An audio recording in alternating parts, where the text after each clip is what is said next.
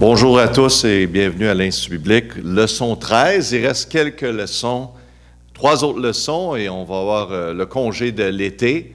Et pour vous, ça va être de terminer la 2e année. Pour certains de vous, c'est votre première année dans l'Institut biblique. Gloire à Dieu pour cela. C'est merveilleux, hein? C'est bien de commencer quelque chose, mais c'est encore mieux de compléter et finir. Donc, gloire à Dieu. Et vous savez, des fois, quand on est dans un milieu de quelque chose et on vient régulièrement à l'Institut biblique, on ne réalise pas comment Dieu utilise ça dans notre vie et change notre vie. Seulement des fois, quand on s'arrête et on pense où nous étions auparavant et où nous sommes maintenant, on dit « Wow, le Seigneur a vraiment fait un travail en nous et il va continuer ce travail-là. » Donc, c'est à nous de simplement dire « Seigneur, continue ton travail dans ma vie pour ta gloire. » Donc, on va commencer avec une cantique. La Bible, quel livre merveilleux, parce que c'est la parole de Dieu qui change nos vies. Amen. La Bible, quel livre merveilleux, et j'y tiens ferme, j'y crois toujours. La Bible, la Bible. Amen. Gloire à Dieu pour cela. On continue notre étude sur l'évangélisation. La compassion fait toute la différence. Aujourd'hui, l'étude, ça va être leçon 13, la compassion fait toute la différence. Quelques jours, la Bible nous dit dans Marc 2:1, quelques jours après, Jésus revint à Capernaum et on entendit dire qu'il était dans la maison. Imaginez-vous de savoir que Jésus n'est pas seulement en ville, mais il est rentré dans votre maison. Vous savez, nous avons un Dieu qui est personnel. Ça, j'aime bien ça. Et une des choses que je partage avec le monde durant vraiment un témoignage, et je leur parle du Seigneur, je vais leur dire que notre Dieu est un Dieu personnel. Il sait exactement qu'est-ce que nous passons à travers, les difficultés, les défis que nous avons. Il sait complètement. C'est un Dieu qui est intéressé en nous, qui veut qu'on lui partage nos besoins. Il sait vos besoins. Vous avez des grands besoins, certainement, on a tous des besoins. Des craintes, nos désirs, il veut qu'on partage tout à propos de notre vie, car il comprend cela. Pas seulement il comprend, il nous donne qu'est-ce qu'on a besoin. Hein? Ce n'est pas quelqu'un seulement qui dit « Ah oui, je comprends », mais il va faire la différence, il va s'impliquer dans nos vies et nous donner qu'est-ce qu'on a besoin. Pas tout le temps qu'est-ce qu'on pense qu'on veut avoir, hein, mais qu'est-ce qu'on a besoin. Et donc, c'est un Dieu personnel, le premier espace à remplir. La Bible nous dit dans le livre des Actes 4:12, il n'y a de salut aucun d'autre, car sous le ciel, il n'y a pas un autre nom qui a été donné aux hommes pour lequel nous devons être sauvés. Donc, ça veut dire qu'il n'y a aucun autre Dieu. Il y a un Dieu qui est venu sur cette terre, qui est vécu parmi le monde pour la raison de donner sa vie. Il n'y a aucun autre. Car Jésus-Christ, le seul Dieu, il est plein de compassion. Et c'est ça qu'on voit à travers de la parole de Dieu. Donc, quand on va évangéliser, il faut que le monde reconnaisse notre compassion vers eux et les autres. Car la compassion fait toute la différence. Et ça, c'est vrai. Quelqu'un qui est prêt à écouter et à dire « Mon frère, ma sœur, je sais qu'est-ce que tu passes à travers, je t'écoute. » Et pas seulement à écouter, mais s'impliquer dans leur vie et dire « Regarde, moi, je veux faire une différence dans leur vie. » Sa compassion envers nous ne fait que nous bouger d'imiter sa compassion dans un monde qui est vraiment en grand besoin. Dans une foule, vous allez remarquer que le monde n'a aucune compassion. Souvent, le monde ne font que penser à eux-mêmes. Il ne prend pas le temps de penser à les autres autour de eux. C'est de la compassion. Dans Marc, chapitre 2, verset 2, « Et aussitôt tant des gens s'y assemblèrent que même l'espace qui était devant la porte ne pouvait les contenir, et il leur annonça la parole de Dieu. » Donc, Jésus était dans une maison.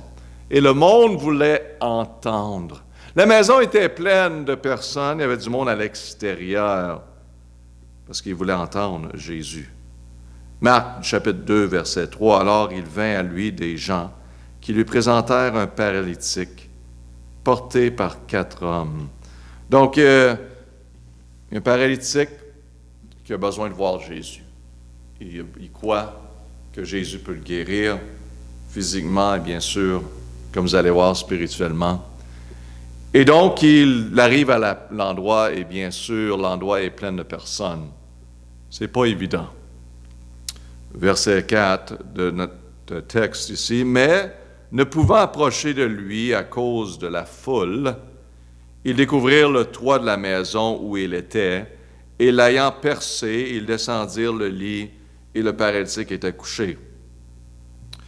Donc, la nouvelle, c'était que Jésus était dans la ville, à Capernaum, dans une certaine maison. Ça s'est répandu, cette nouvelle-là, assez rapidement, vous pouvez imaginer, en sachant que la foule ont couru vers la maison, amen, parce que quand Jésus, sa présence est là, le monde s'en va à toute vitesse, et on devrait approcher notre vie vers le Seigneur en le servant, en donnant notre vie, courir, aller rapidement vers lui, vers la maison. Et la maison était pleine de personnes qui voulaient entendre Jésus. Et en passant, ce n'était pas pour un événement sportif, hein? C'était pas pour un match de football où que le stadium était plein de personnes et le monde rentrait. C'était pas un match de sport ou un concert, mais c'était à la parole de Dieu. Oui, mes amis, il y avait des moments où que la parole de Dieu, c'était le concert des concerts et le match des matchs. Le monde voulait entendre Jésus-Christ parler. Mais la place qui devrait être remplie de personnes, c'est l'Église, car c'est là que Jésus est prêché. Et je vais vous dire que ce n'est pas toutes les églises que Jésus est prêché. Il y a un autre Jésus qui est parfois prêché dans autre église, bien sûr, qui n'est pas le Jésus de la parole de Dieu, qui est un faux Jésus. Mais dans ce groupe ici, il y avait 4 hommes, le mot 4 hommes, avec un grand désir de voir Jésus, car il y avait un ami qui était paralytique, étendu sur un lit. Donc imaginez-vous qu'il s'en vient, la distance exacte, pas tout à fait certain, mais c'était une bonne distance. Il arrive avec leur ami sur un lit. Et là, il y a une foule devant les portes, ils ne peuvent pas rentrer. Quand ils ont vu que la maison est pleine, ils ont monté sur le toit. Wow! Il n'y a pas grand-chose qui allait les arrêter à venir à Jésus. Ils ont fait un trou et ils ont baissé leur ami à Jésus. Premièrement, ici, on voit, la compassion voit passer les obstacles. Ça, c'est important pour le chrétien de réaliser que la compassion doit voir passer les obstacles. Donc, elle voit passer les obstacles. On ne doit pas s'arrêter à les obstacles de la vie parce qu'il y en a amplement. Et l'adversaire veut vraiment nous décourager, de partager, d'aider, de démontrer Jésus-Christ à une autre personne, afin que cette personne vienne à Jésus-Christ. Donc, sachez, quand vous allez impliquer dans l'évangélisation, il va y avoir des défis. Vous allez commencer à parler à quelqu'un et quelqu'un d'autre va venir et prendre le temps et vraiment, ça devient un défi. Ou que le monde sont distraits, il y a autre chose autour d'eux, et tu tentes à partager l'Évangile. Je vais vous dire quelque chose, dans ces moments-là, je ne deviens pas frustré, et je n'exige pas que le monde m'écoute, OK? Je prie, Seigneur, d'une douce voix, Seigneur, si tu veux, s'il vous plaît, permets-moi de partager, apporte son attention à l'Évangile, s'il est prêt. Fais ce travail. Et souvent, la personne va quitter. J'ai eu l'opportunité de partager la parole de Dieu avec quelqu'un. Il y avait de la famille qui rentrait. Et ça n'a pas fonctionné. Et j'ai dit, je suis revenu un peu plus tard. Et ça n'a pas fonctionné. J'ai revenu un autre jour. J'ai dit, non, je ne lâcherai pas. Je vais continuer. S'il me donne la permission qu'il me donnait, je vais continuer à venir afin qu'il puisse avoir la vie éternelle et recevoir Jésus-Christ comme Seigneur Sauveur, et qui a fait la 3e visite. Donc, la compassion voit passer les obstacles. C'est la motivation que les autres reçoivent Jésus-Christ comme moi, j'ai reçu Jésus-Christ, et ça m'a changé la vie. Je veux que les autres, que leur vie soit changée. Donc, dans notre verset ici, mais ne pouvant approcher de lui à cause de la foule. Donc, il y avait un à cause, il y avait un obstacle dans le chemin. Il y avait une bonne raison, un obstacle. Certains vont utiliser ceci pour une excuse de dire, « Ah, bon, j'ai tenté, mais ça n'a pas fonctionné. » Et souvent, ça devient une excuse et ils n'ont pas fait trop d'efforts, on peut dire. Ça ne prend pas grand-chose pour changer la direction d'une personne, parfois. Certaines choses dans la vie, il faut être comme un chien avec un os. Vous savez c'est quoi un os? Oui. Hein? Il ne veut pas lâcher. C'est ça. Peu importe, la compassion voit passer les obstacles. Les 4 hommes auraient pu dire, on a fait tout notre possible, il y a trop de monde ici, c'est pas possible, on ne peut pas le faire, on reviendra ou ça ne marchera pas. Ici, il démontre un niveau de compassion qui a besoin de faire partie de nos vies, si on veut voir les choses changer pour le mieux. Quand quelqu'un n'est pas intéressé dans l'Évangile, vous savez qu'est-ce qui va faire la différence? C'est la compassion qui va faire la différence. Pasteur, on n'est pas dans une culture où on démontre de la compassion. Mais mes amis, apprenez la culture de Jésus-Christ, qui est dans la parole de Dieu, plein de compassion. Mettez les choses de côté qui sont de l'arrière et prenez le caractère de Jésus-Christ qui est plein de compassion. Peu importe si c'est populaire ou c'est une faiblesse dans votre culture ou dans nos cultures. La compassion, mes amis, l'humilité, ce n'est pas une faiblesse, c'est le pouvoir. Et c'est là que Dieu nous rencontre, dans l'humilité, n'est-ce pas? Dieu élève cette position d'humilité. La compassion fait la différence. Combien de personnes que j'ai parlé, qui avaient des conflits, qui avaient peut-être un manque d'intérêt vers l'Évangile, avec de la compassion, à toute fois qu'on se voyait. Ils sont venus à travers de ça au Seigneur Jésus-Christ. C'est le Seigneur qui les attire. Mais Dieu nous utilise comme des outils. Et souvent, on peut devenir un obstacle, dire, bon, ben, lui, il est trop orgueilleux, il veut juste me dire qu'est-ce qu'il pense, il n'écoute même pas. Mes amis, comme serviteurs de Jésus-Christ, vous posez des questions, comme Jésus a fait, vous écoutez, et on demande au Seigneur de donner l'opportunité de partager l'Évangile et apporter ces personnes-là à boire de l'eau vivante. L'eau qui vient de Jésus-Christ, qui donne à la vie éternelle. Et c'est ça qu'on veut. C'est qu'on veut que le monde vienne à Jésus-Christ, qu'il reçoive la vie éternelle en Jésus-Christ. Quand quelqu'un se sent perdu, découragé, la compassion fait la différence. Quand quelqu'un est frappé avec une nouvelle sérieuse à propos de leur santé, un accident, une séparation, une perte majeure, un décès, la compassion fait la différence à travers de ça. Quand quelqu'un ne sait plus quelle direction aller, comment ils vont vivre demain, comment ils vont faire leur prochain paiement, la compassion fait toute la différence. Qui d'autre va démontrer cette compassion que nous? Le mot « nous ». Nous, les chrétiens, qui connaissent Dieu. C'est pour pasteur, comment je peux faire une différence dans mon foyer? Comment je peux faire une différence dans mon milieu de travail, à l'école, avec mes amis? La réponse est la compassion. Si vous voulez voir les choses avancer pour la gloire de Dieu, la compassion. Hein? La compassion devrait être votre mot pour la semaine. La compassion. Hein? Vous avez un conflit, vous dites à la personne, la compassion. C'est la solution. Il dit, pasteur, je n'ai pas grand-chose à offrir dans ce monde.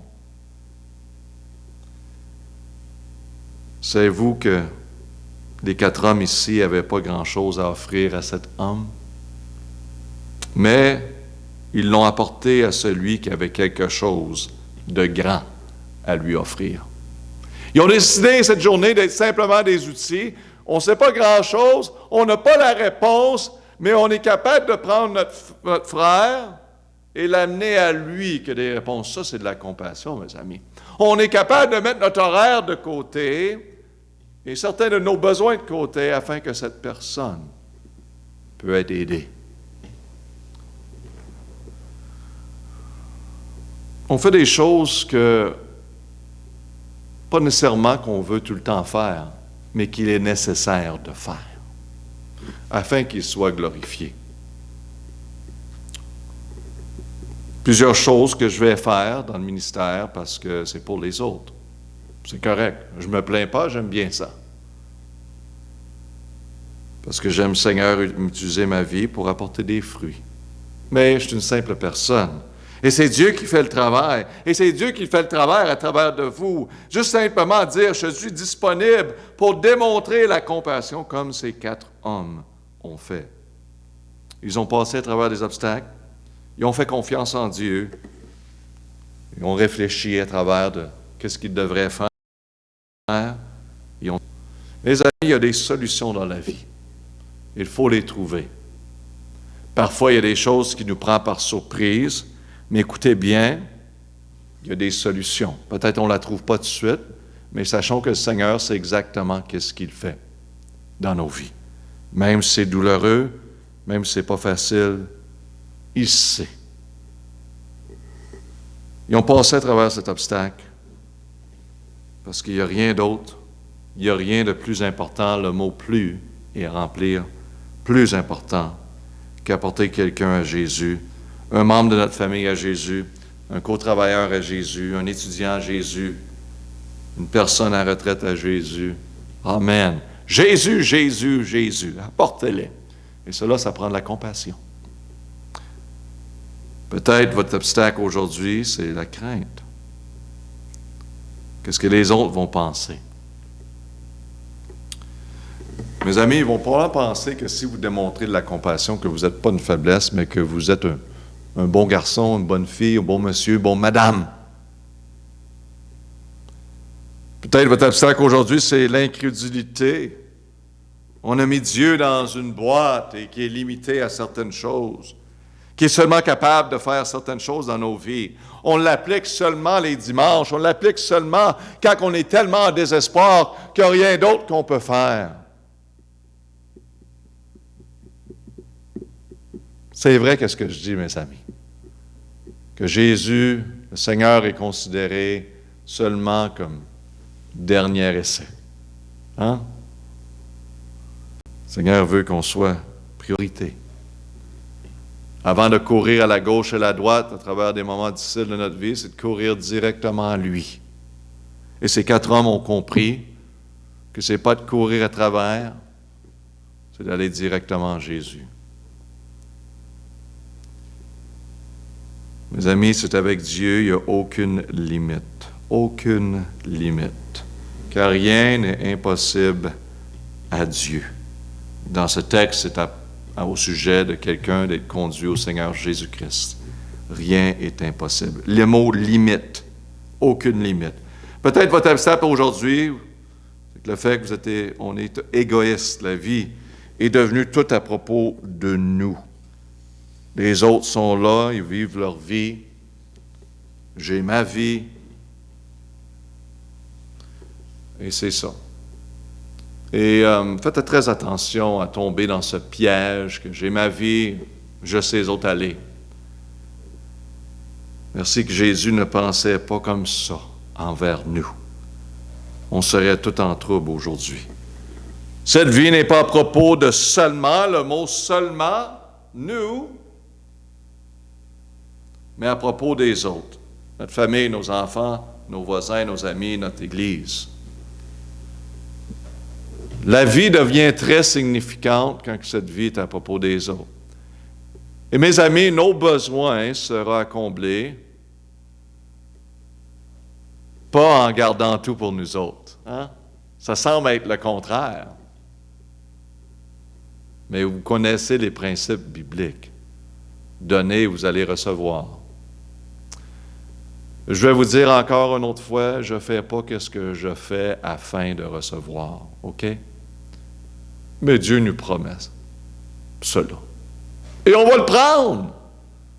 Mais on fait qu'est-ce qu'on fait? Tout pourquoi? La gloire de Dieu. Et Dieu donnera ce qu'il veut.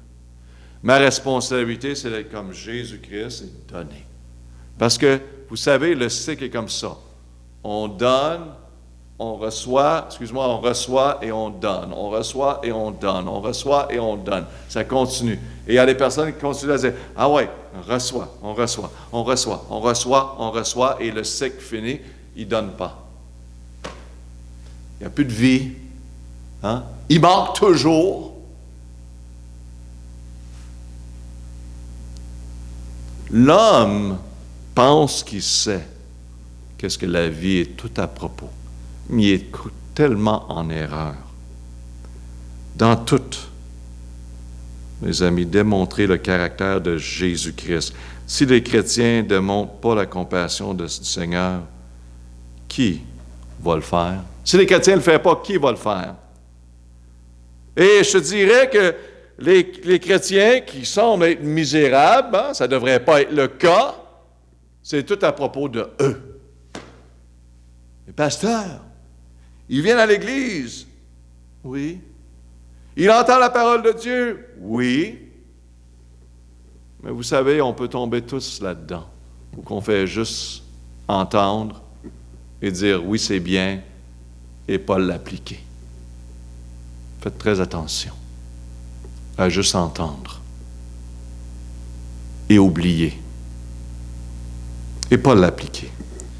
La Bible nous dit bien que votre lumière, ça parle aux chrétiens, que votre lumière luise ainsi devant les hommes, afin qu'ils voient vos bonnes œuvres et qu'ils glorifient votre Père qui est dans les cieux. Mes amis, si vous êtes comme eux qui sont perdus et vous agissez comme eux qui sont perdus, comment qu'ils vont voir le Seigneur en vous? Comment qu'ils vont être attirés à votre Jésus que vous dites, qui est vrai, qui va changer leur vie? La compassion fait toute la différence, et c'est pour cette raison qu'on y va. Comme la parole de Dieu nous dit, va dans les chemins et le long des haies, et contraint d'entrer ceux qui sont, afin que ma maison soit remplie. Toutes sortes de personnes, les pauvres, les riches, hein, les faibles, les forts, peu importe, on y va. C'est jamais, le mot jamais, c'est jamais le moment parfait pour le faire et pour y aller. Vous avez des horaires chargés et des horaires chargés. On y va. C'est une priorité dans nos vies. Simplement, allez-y. Car le cœur de l'homme devient ouvert dû à la compassion. Souvent le cas. Numéro 2, la compassion nous amène à prendre action. Donc, on doit voir à travers les obstacles. Et numéro 2, la compassion nous amène à prendre des actions. Et on voit ici que les 4 hommes, ils ont monté sur le toit, ils ont percé. Ils ont descendu le lit paralytique qui était couché à Jésus. Je ne sais pas tous les détails, mais ça doit être été vraiment une scène, quelque chose à voir, incroyable de voir ça. Il n'y avait pas la technologie qu'on a aujourd'hui, maintenant, pour ouvrir le toit. C'est sûr que les toits, la construction du toit, peut-être c'était plus facile d'y avoir accès, mais garde, le défi était là quand même. Et ils l'ont fait. La compassion, c'est plus grand que nous. Il n'y a pas de limite, ça n'a rien à faire avec le gain. Mes amis, s'il y a une motivation attachée à votre compassion que vous démontrez avec un gain, arrêtez-vous. Faites-le parce que vous devrez le faire. Si quelqu'un veut vous bénir et veut vous aider à cause que vous avez rendu un service, laissez-les. Je ne parle pas pour, si vous faites des services, vous travaillez, OK, vous avez un boulot, un travail, c'est une chose. Mais il y a des fois que, hors de mon travail, on peut dire le boulot que je vais rendre service à quelqu'un. Et ils vont dire, je vais te donner quelque chose, mon frère, ça me fait plaisir de le faire pour toi. Des fois, on pourrait dire, oui, ça serait bien. Et je ne vous dis pas de pas prendre quelque chose que quelqu'un vous dit, c'est pas ça que je dis. Mais faites-le avec une motivation pure d'aider. C'est pas avec un gain, la propriété, mais c'est complètement motivé par l'amour. Le mot l'amour de Christ qui est en nous et notre désir de le partager. C'est tout. Notre engagement de notre Église, dans notre communauté, de partager la bonne nouvelle, de fortifier les chrétiens dans l'Église, c'est motivé par l'amour.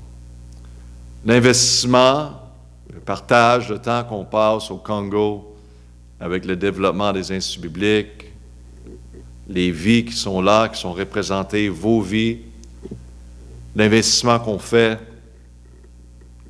c'est motivé par l'amour de Jésus-Christ. C'est tout. Pas besoin de regarder plus loin. On est la compassion de Jésus-Christ qui est en nous. Veut. Notre désir, c'est de partager l'Évangile à travers de ce monde, afin que les personnes peuvent avoir ce qu'on a reçu en Jésus-Christ. C'est merveilleux, c'est la seule motivation. La compassion ne voit pas les obstacles, mais elle voit les opportunités. Si vous êtes parents, grands-parents, regardez passer les obstacles de vos enfants et de vos petits-enfants. Les défauts et tout ça. Hein? Il y en a des défauts. Il y en a des défauts dans chacune de nos vies. Soyez motivés par la compassion pour les diriger au Seigneur. Démontrer de la patience. Ça ne veut pas dire qu'on ne regarde pas à les problèmes. Non, ce n'est pas ça. Mais on ne s'arrête pas à les obstacles. Et on voit passer ça. On voit qu'est-ce que le Seigneur peut faire avec cette personne-là s'il se met en règle avec lui. Et souvent, juste leur dire quoi faire, boum, boum, boum, en conflit, des fois, c'est bien de démontrer simplement la compassion. Cela fait la différence. Démontrer la compassion. N'oubliez pas, nous sommes seulement des outils pour apporter les personnes à Jésus comme ils ont fait. Les 4 hommes étaient seulement des outils, mais leur compassion d'apporter leur ami à Jésus a fait toute la différence dans sa vie. Il a fait toute la différence. Comme vous allez voir, ce monsieur-là, sa vie a été changée, et c'est un 3e point. La compassion change les vies. Verset 5 de notre texte, alors Jésus, voyant leur foi, dit au paralytique, « Mon fils, tes péchés sont pardonnés. » OK. Le monsieur est allé là pour être guéri, n'est-ce pas? Mais il savait que seulement Jésus pouvait le guérir. Et j'aime bien ce que Jésus dit. « Tu es venu à moi, tu me fais confiance. Tes péchés sont pardonnés. » Leur foi, mon fils, tes péchés se sont pardonnés.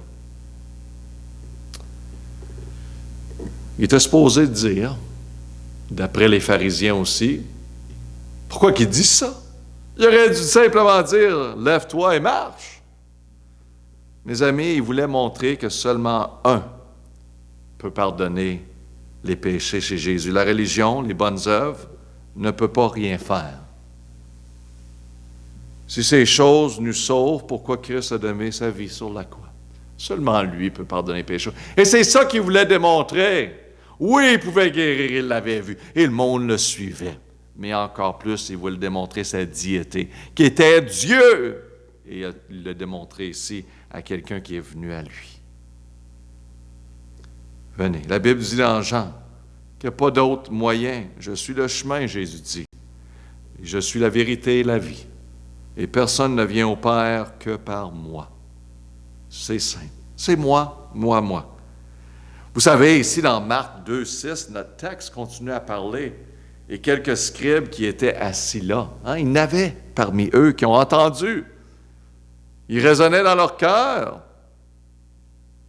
Et vous savez, dans la vie, là, si vous faites du bien, il va tout le temps avoir des opposants, OK?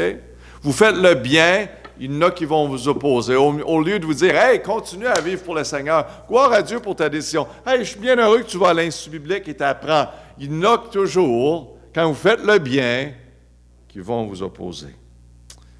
Verset 7, « Pourquoi cet homme prononce-t-il des blasphèmes? » Hein? Ils disent, que Jésus est en train de dire des blasphèmes. Qui peut pardonner les péchés? Que Dieu seul, bien sûr, Jésus Dieu. Mais il ne savait pas, il ne reconnaissait pas là, cela. Verset 8, « Et Jésus, ayant connu aussitôt, par son esprit, qu'ils raisonnaient ainsi en eux-mêmes, leur dit. » Jésus savait exactement qu'est-ce qu'ils pensaient. Regardez encore la question. « Pourquoi avez-vous ces pensées dans vos cœurs? » Jésus leur dit. Verset 9, « Lequel est le plus aisé? » Jésus dit, « de dire à ce paralytique, tes péchés te sont pardonnés, ou lui dire, prends ton lit et marche. » Qu'est-ce qui est le plus simple de dire? Je pense que tu as ma leçon, le restant de ma leçon avec toi, averti. La dernière page. Peux-tu l'amener ici? Merci. Donc, on voit ici qu'est-ce qui se passe avec les scribes entre le paralytique qui est apporté à Jésus et ils pensent, les pharisiens, qui auraient dû dire « Lève-toi ». Mais Jésus a fait par exprès parce qu'il savait qui était parmi eux. Qui était parmi eux? C'était simplement des scribes, des personnes qui ne croyaient pas du tout en Jésus-Christ. Et Jésus voulait montrer qu'il était Dieu cette journée. Et c'était merveilleux. Verset 6, « Et quelques scribes qui étaient assis là raisonnaient ainsi en leur cœur. » Donc, ils commencent à réfléchir. Verset 7, « Pourquoi cet homme prononce-t-il des blasphèmes qui peut pardonner les péchés des hommes? » Et Jésus ayant connu aussitôt par son esprit qu'ils raisonnaient aussi en eux-mêmes, « Pourquoi avez-vous ces pensées dans vos cœurs? » Regardez bien après ça, verset 9, « Lequel est plus aisé à se dire à ce paralytique, tes péchés sont pardonnés, ou lève-toi et prends ton lit. » Hein? Pour Jésus, c'est la même chose. Qui peut guérir? Seulement Jésus. Et verset 10, « Et afin que vous sachiez que le Fils de l'homme a sur la terre le pouvoir de pardonner les péchés, il dit au paralytique, « Je te dis, lève-toi et prends ton lit, et t'en vas dans la maison. » Il fait les deux devant eux. C'est merveilleux. Quel témoignage. Hein? Ça veut dire que Dieu peut nous faire n'importe quoi. Et encore aujourd'hui, on se trouve à avoir de la misère à le suivre et lui faire confiance. Pensez-y, mes amis.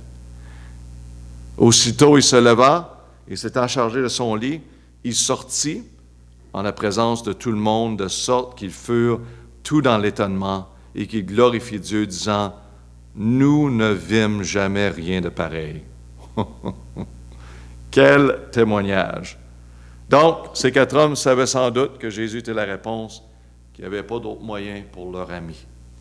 Donc, ils ont fait tout. Leur compassion a fait toute la différence. Oui, ils étaient guéris cette journée physiquement, mais beaucoup plus important, ils étaient guéris spirituellement. Car il a mis sa foi en Jésus-Christ. La compassion, n'oubliez pas, ouvre des portes, mes amis. On parle de l'évangélisation. C'est pas juste dire des paroles comme un robot. Hein? Avoir la compassion. Oui, mon ami. Je veux te partager le message qui a changé ma vie. Est-ce que je peux prendre un moment avec toi de partager cela? J'aurais une couple de questions à te demander. Si tu mourais aujourd'hui, es-tu certain que tu irais au ciel avec le Seigneur? Et mon ami, je peux prier pour toi. Donc, démontrer de la compassion vers les autres, ça rouvre les portes. Dans vos foyers, amen, ça c'est dans notre maison, avec nos enfants. Démontrer de la compassion. Hey, nos enfants, c'est pas nos soldats, OK? Hey, lève-toi, hein? Fais ci, fais ça, boum, boum, boum. Mes amis, OK? Démontrer de la compassion, passez du temps avec vos enfants. Passez du temps à lire des histoires, partagez avec eux, écoutez-les.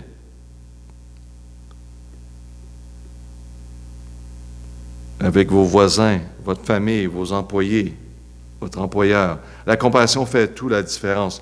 La compassion de notre Seigneur change des vies, comme on l'a vu ici. Présentement, on vit dans un monde froid. Ça veut dire qu'il n'y a pas grand compassion. Mais la compassion réchauffe le cœur. Pas juste en parler, mais le faire.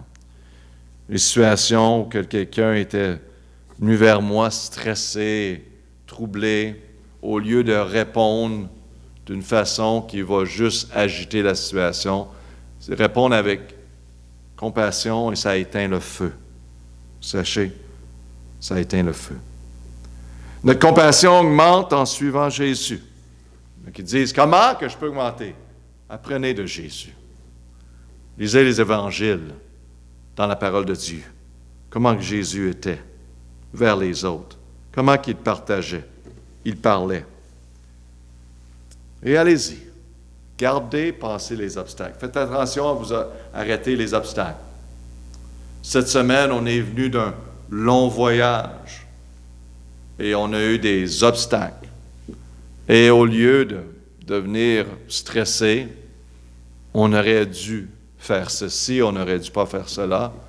On a dit, OK, le Seigneur nous a ici, dans cette situation. Seigneur, donne-nous de la direction, montre-nous quoi faire. Et le Seigneur est fidèle à chaque fois de faire cela. Oui, il va nous laisser être troublés ici et là, mais il va dire, je suis ici, je n'ai pas bougé, toujours ici, quand tu es prêt, viens vers moi. Ce serait bien qu'on désire être des outils comme ces 4 hommes, afin d'avoir des vies changées. Et pour vous aujourd'hui qui êtes à l'écoute, êtes-vous en besoin du salut?